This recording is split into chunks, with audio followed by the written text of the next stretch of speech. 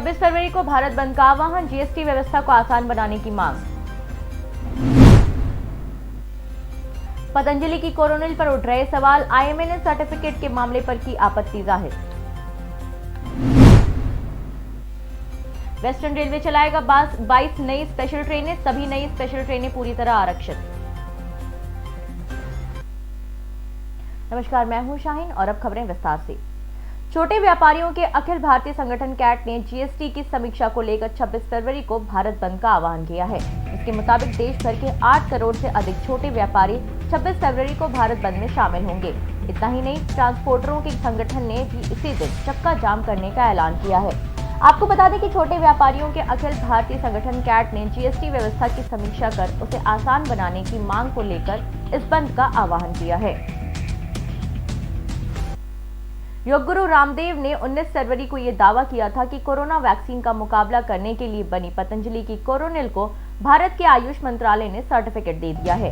वहीं इस मामले में जब इंडियन मेडिकल एसोसिएशन ने इस पर सवाल कर दिया और सीधा देश के स्वास्थ्य मंत्री डॉक्टर हर्षवर्धन से जवाब मांगा है। आईएमए ने इस पर आपत्ति जाहिर करते हुए कहा है कि डब्ल्यूएचओ के सर्टिफिकेट का दावा सरासर गलत है और ऐसे में स्वास्थ्य मंत्री डॉक्टर हर्षवर्धन को सफाई देनी चाहिए। यात्रियों की सुविधा के अनुसार भारतीय रेलवे लगातार नई स्पेशल ट्रेनें चलाने का ऐलान कर रहा है और अब वेस्टर्न रेलवे ने भी विभिन्न रूट पर 11 जोड़ी यानी कि 22 नई स्पेशल ट्रेनें चलाने का फैसला किया है। ये ट्रेनें दिल्ली, मध्य प्रदेश, मुंबई के साथ साथ कई रूट्स के बीच चलाई जाएंगी। रेलवे के मुताबिक ये सभी नई स्पेशल ट्रेनें पूरी तरह आरक्षित हैं, यानी वेस्टर्न रेलवे द्वारा चलाई जाने वाली इन नई ट्रेनों में सफर के लिए बुकिंग कराना जरूरी है और ट्रेन में यात्रा के दौरान रेलवे द्वारा निर्धारित कोविड-19 प्रोटोकॉल्स का पालन करना भी जरूरी है। बिहार के बेतिया में हरिनगर बगहा रेल लाइन के हरिनगर स्टेशन पर सप्तक्रांति ट्रेन पर चढ़ते वक्त फिसलकर एक आर्मी जवान का बायां पैर कट गया। मौके पर मौजूद लोगों ने उसे रामनगर पीएचसी पहुंचाया, जहां मौजूद डॉक्टर शैलेंद्र कुमार ने उसका प्राथमिक उपचार कर सदर अस्पताल रेफर कर दिया। जख्मी की पहचान पूर्वी चंपारण के मेहशी निवासी प्रदीप मिश्रा के रूप में हुई है। जानकारी के मुताबिक वो जवान सप्तक्रांति ट्रेन से अपने घर मेहशी जा रहा था, जहां से लौटते ट्रेन भी चल पड़ी। तेजी में बोगी में चढ़ने में उनका पैर फिसल गया और उनका बायां पैर पहिया की चपेट में आकर अलग हो गया। सर, ये जो ट्रेन से पैर कट गया था, कैसे और क्या घटना? ये प्रदीप मिश्रा करके एक पेशेंट आया है मेरे पास, ठीक है। वो सप्तक्रांति ट्रेन से उसका अथी हुआ है, राइट थाई कम्प्लीटली कट चुका है, ठीक है। कहाँ से? अथी राइट थाई कम्प्लीटली कट चुका है, ठीक है। दोनों 2 पार्ट में हो चुका है।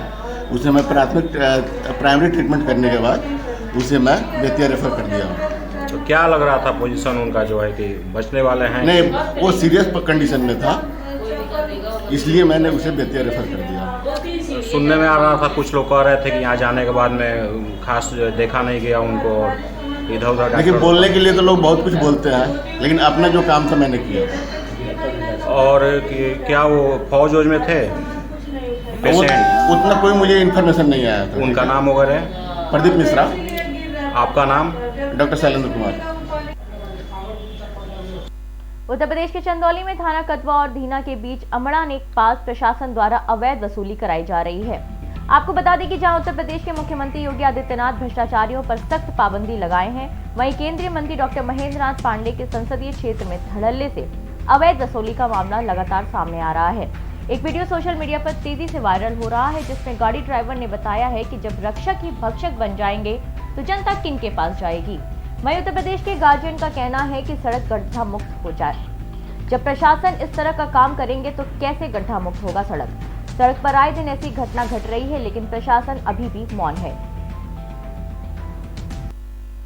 उत्तर प्रदेश के कौशाम्बी में भरवारी की रहने वाली नीता देवी ने चायल विधायक संजय गुप्ता से फरियाद करते हुए बताया है कि बीते दिन 2 फरवरी को वह अपने मायके गई थी, जहां पर महिला से कुछ दबंगों ने मारपीट की और मारपीट के दौरान उसकी बेटी शिल्पा का हाथ टूट गया। पीड़ित ने इस मामले की शिकायत सराय अर्किल थाने में भी की, पर सुनवाई नहीं हुई। पीड़ित ने चायल विधायक संजय गुप्ता को लिखित शिकायत देते हुए मदद की गुहार लगाई है। चायल ने सराय अर्किल थाना के इंस्पेक्टर से बात कर पीड़ित महिला को मदद देने का आश्वासन दिया है और थाने पहुंचकर मुकदमा लिखवाने की बात कही। उत्तर प्रदेश के मथुरा में महावन के ब्रह्माट घाट मंदिर में चोरी करते हुए 3 शातिर चोर को पकड़ा लिया गया। दरअसल पुजारी राम शर्मा मंदिर में भगवान की आरती करने गए तो उन्होंने 3 लड़के को देखा जो मंदिर की दान पेटी में चोरी करते दिखे। स्थानीय लोगों की मदद से तीनों लड़कों को पकड़ लिया गया। तलाशी लेने पर उनकी जेब से मंदिर से चुराए हुए रुपए भी बरामद कर लिए गए, जिसके बाद तुरंत महावन पुलिस को खबर दी गई। मौके पर पहुंचे पुलिस ने तीनों लड़कों को गिरफ्तार कर लिया है। उत्तर प्रदेश के आजमगढ़ में पेट्रोल, डीजल और रसोई गैस की कीमतों में हुई वृद्धि के खिलाफ अधिवक्ता भी आक्रोशित है। कीमतों में हुई वृद्धि को लेकर डिस्ट्रिक्ट बार एसोसिएशन के अधिवक्ताओं ने कलेक्ट्रेट क्षेत्र में जुलूस निकालकर सरकार के खिलाफ नारेबाजी की और कीमतों को वापस लिए जाने की मांग की है। इस दौरान अधिवक्ताओं ने कहा है कि तेल की कीमतों में वृद्धि से महंगाई आसमान छू रही है, जिससे आम आदमी परेशान है। अधिवक्ताओं ने कहा है कि सरकार तेल के दाम 50 रुपए करे। उन्होंने कहा है कि अगर तेल और रसोई गैस के दाम कम नहीं हुए तो वे आंदोलन करेंगे। रणविजय यादव, एडवोकेट, डीबीए का अध्यक्ष वर्तमान में। अच्छा, आज किस मांग को लेकर प्रदर्शन करना है? आज सरकार की जो ये डीजल, पेट्रोल, रसोई गैस की जो महंगाई है और इसकी महंगाई के नाते जनता त्रस्त है और इसकी महंगाई के नाते देश में, प्रदेश में हर सामान महंगा हो गया है, उसका असर पड़ रहा है। उस महंगाई के विरोध में हम लोग प्रदर्शन कर रहे हैं और सरकार से मांग कर रहे हैं कि जल्द से जल्द डीजल, पेट्रोल, रसोई गैस की कीमतों को कम करके 50 रुपए तक ले आवे, अन्यथा यह जनता की कमर टूट जाएगी और लोग जो है दाने दाने के लिए महफूज हो जाएंगे, जीवन बसर करना उनका दुर्लभ हो जाएगा। इन परेशानियों को लेकर के हम लोग आंदोलित हैं और सरकार से मांग कर रहे हैं कि पेट्रोलियम पदार्थों की जो कीमतें हैं जो अपने चरम पर पहुंच गई हैं उसको 50 रुपए तक ले आओ। नहीं करेंगे क्या करेंगे आप? नहीं करेंगे तो हम लोग आंदोलन करेंगे, जनता को जागरूक करेंगे और इस सरकार के खिलाफ जो है हम लोग आंदोलन करके उसकी नींद खोलने का प्रयास करेंगे। बताएं सर, किस संबंध में ज्ञापन किया क्या? मैं उमेश सिंह गुड्डू, जिला अध्यक्ष भारत रक्षा दल। और आज आप देख ही रहे होंगे कि हमारी जो भारत रक्षा दल परिवार, आज हम लोगों ने जुलूस निकाला है केंद्र सरकार और प्रदेश सरकार के विरोध में। जो पेट्रोल डीजल की महंगाई बढ़ती जा रही है, जिससे आम जनता त्रस्त हो रहा है, लोगों की परेशानियां ये समझ नहीं रहे हैं। यही सरकार थी जो पहले 5-6 साल बैठ के सड़कों पे मुजरा करती थी इसी पेट्रोल डीजल को लेकर। आज क्यों चुप है? आज क्यों इतना रेट बढ़ाया जा रहा है? अपने तो हजारों कारों के काफिले से गुजरते हैं, कितना डीजल, पेट्रोल, कितना कोई भी पार्टी हो, कितनी खर्चा होती है और आम जनता पे आप ठेलते जा रहे हैं। क्यों नहीं आप जीएसटी के दायरे में लाते हैं?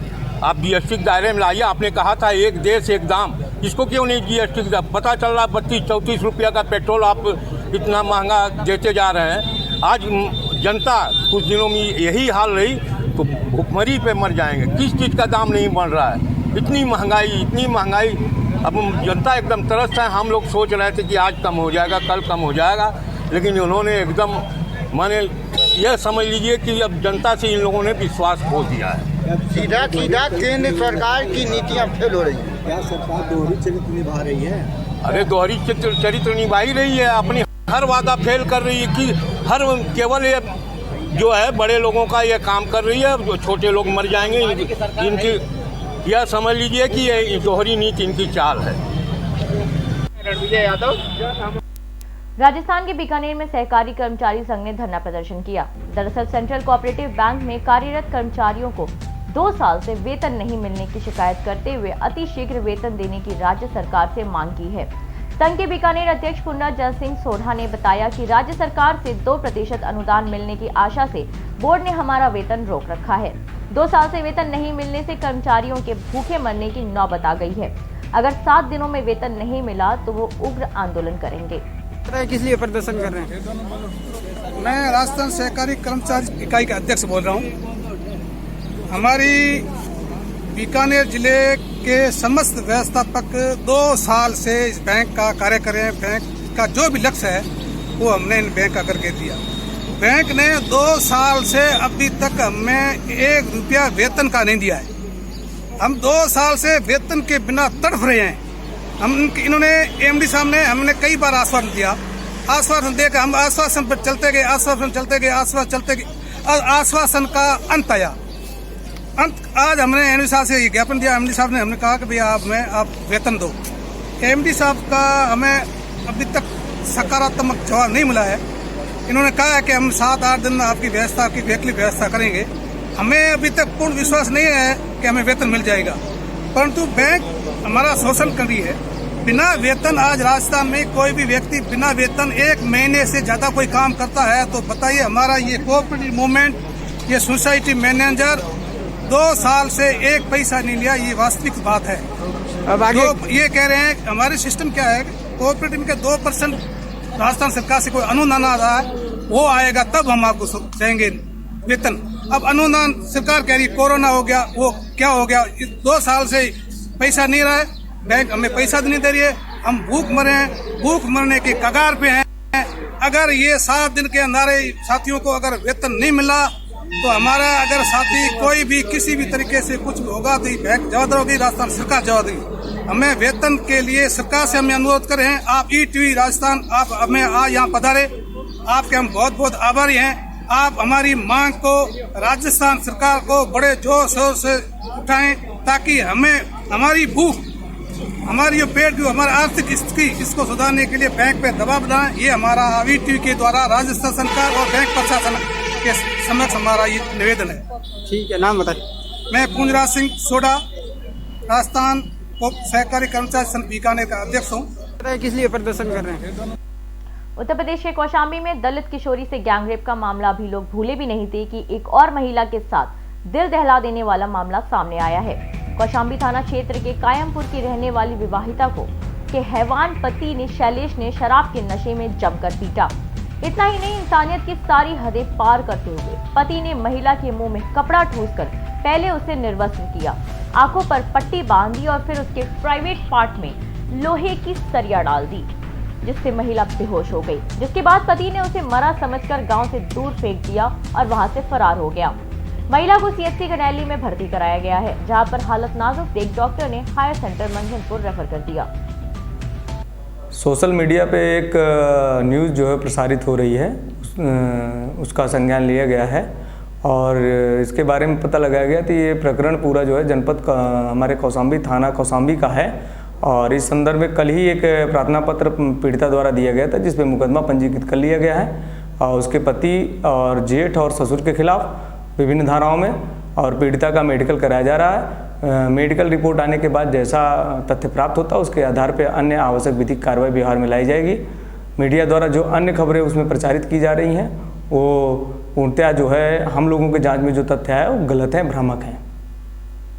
सर, मैं घर के अंदर पिछवाड़े वाले कमरे में खाना बना रही थी। मेरा पति बाहर से पी के दारू आया, मुझे गाली देते देते उसके बाद मेरे मुंह में मेरा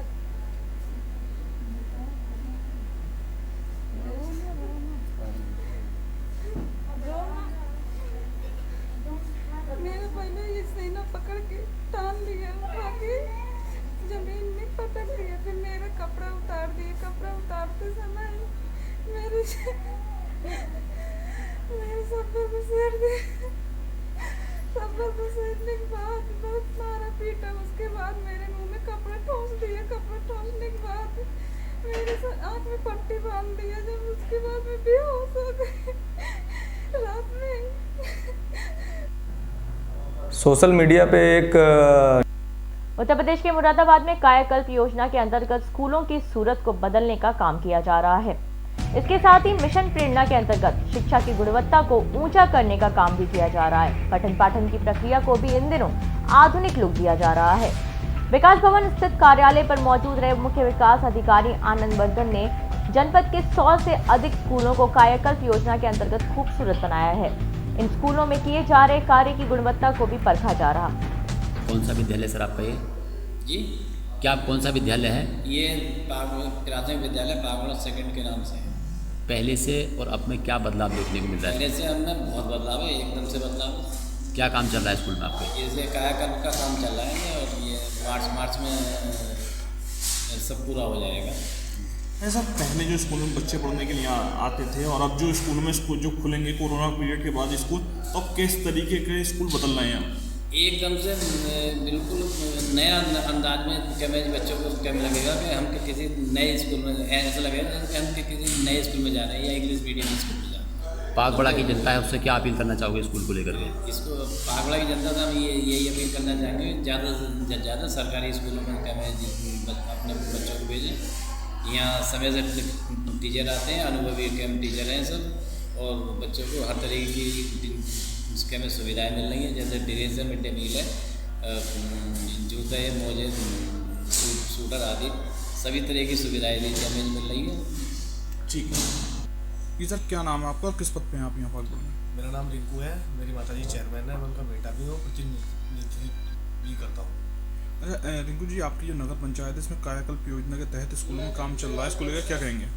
हमारे यहाँ पागबड़ा नगर पंचायत है तो कायाकल्प योजना के तहत काम चल रहा है सरकारी स्कूलों में, क्योंकि हमारी मुख्यमंत्री जी की प्राथमिकता है कि जो हमारे जो सरकारी स्कूल हैं जो बहुत दिनों से जर्जर पड़े थे कि कोरोना काल के बाद मार्च में स्कूल खुलने जा रहे हैं, तो वो उनकी इस तरह की जो मतलब जो तैयारी की जा रही है, इस तरह का काम चलाया जा रहा है कि जो आने वाले प्राइवेट स्कूल भी जो हैं वो फेल करेंगे।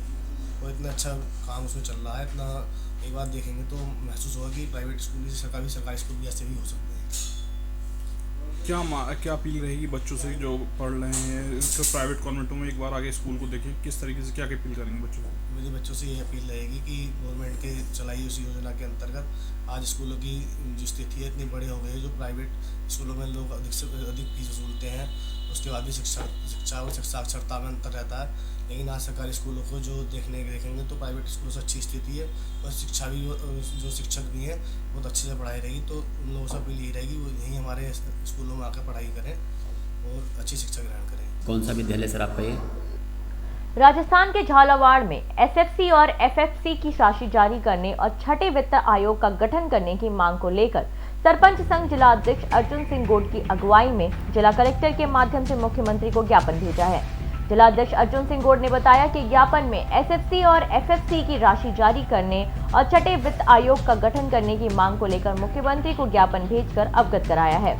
इसमें बताया है कि प्रदेश की ग्राम पंचायतों को विगत 2 वर्षों से राज्य वित्त आयोग की राशि जारी नहीं करने से परेशानी का सामना करना पड़ रहा है। करोड़ रुपयों की स्वीकृति जारी होने के बाद भी वर्ष 2019 और 20 की राशि को ग्राम पंचायत को जारी नहीं की जा रही है। इससे प्रदेश के सरपंचों में भारी आक्रोश है। इसके अतिरिक्त छठे राज्य वित्त आयोग का गठन नहीं होने से भविष्य में भी राजस्थान की ग्राम पंचायतों को राज्य वित्त आयोग की राशि मिलने की संभावना समाप्त हो चुकी है।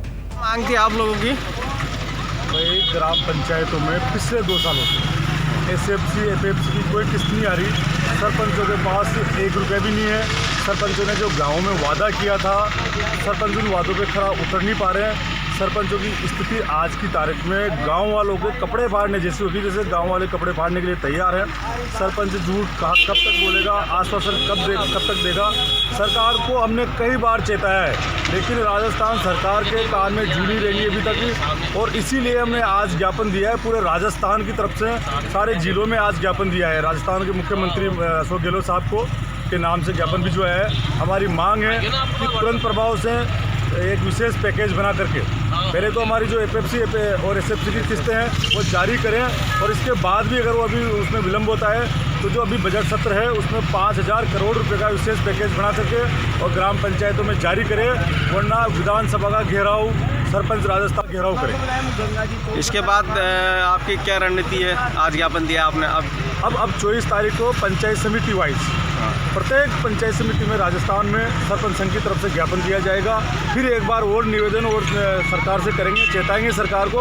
उसके बाद भी अगर सरकार हमारी मांगे नहीं मानती है तो 24 तारीख के बाद एक बार फिर बैठक होगी सरपंच संघ की, और उसके बाद विधानसभा अभी चलेगी, बजट सत्र है तो विधानसभा का घेराव करेंगे हम राजस्थान के सारे सरपंच। और ये आपको जैसे भी भुगतान संबंधी बजट नहीं आने से इसमें सारी चीज़ें हम जब कोई छोटा मोटा काम ही कराना है तो उसके लिए बजट नहीं है। हमें नालियाँ साफ ही करानी है तो हमारे पास बजट ही नहीं है। हम कैसे पंचायतों में काम करें? सबसे बड़ी समस्या पानी, बिजली सबके लिए है। गर्मी में उसकी भी समस्या है। पानी लोगों को टैंकर से पानी पिलाना हो तो कैसे पानी पिलाना? क्या नाम है आपका? इंद्र सिंह सिसोदिया। कहाँ के सरपंच? सलोतिया ग्राम पंचायत सलोतिया। आप क्या समस्या हो रही है? हमें समस्या ये है कि पूरे राजस्थान में सभी सरपंचों की रोजुक नाजुक स्थिति हो रही है, और हमारे जो भी फंड आता है राजस्थान सरकार अभी तक पंचायतों में 2 साल से कोई फंड नहीं दे पा रही है। एसएफसी या टीएफसी जो भी राशि है, तो हम जो भी काम करवाना चाहते हैं वो नहीं करवा पा रहे हैं, और जनता के सामने हम बिल्कुल नाजुक स्थिति है, उनके सामने हम जवाब नहीं दे पा रहे हैं, ये हमारी स्थिति हो रही है। तो सरकार जल्दी से जल्दी। आपका क्या नाम है? मेरा नाम रोडूलाल लोधा, पंचायत सलावत, जिला झालावाड़, राजस्थान। मांग थी आप लोगों की? झारखंड के साहिबगंज में राजमहल प्रखंड स्थित मंगल हाट महुआ बगीचा में कमेटी के अध्यक्ष सुबेश मंडल के नेतृत्व में 14 दिवसीय ग्रेट क्रिकेट टूर्नामेंट का आयोजन किया गया। इस टूर्नामेंट में झारखंड, बिहार के अतिरिक्त पश्चिम बंगाल के खिलाड़ियों ने भी बढ़ चढ़कर हिस्सा लिया। वहीं विजेता टीम पाकुड़ को बीजेपी के वरिष्ठ नेता राजेश मंडल ने पुरस्कार देकर सम्मानित किया। साथ ही उनके अच्छे स्वास्थ्य और उज्जवल भविष्य की कामनाएं की। उस दौरान स्थान मुखिया छाया सोरेन के साथ साथ कमेटी के कई गणमान्य सदस्य भी उपस्थित रहे। आज की खबरों में अभी के लिए इतना ही। मुझे दीजिए इजाजत। नमस्कार।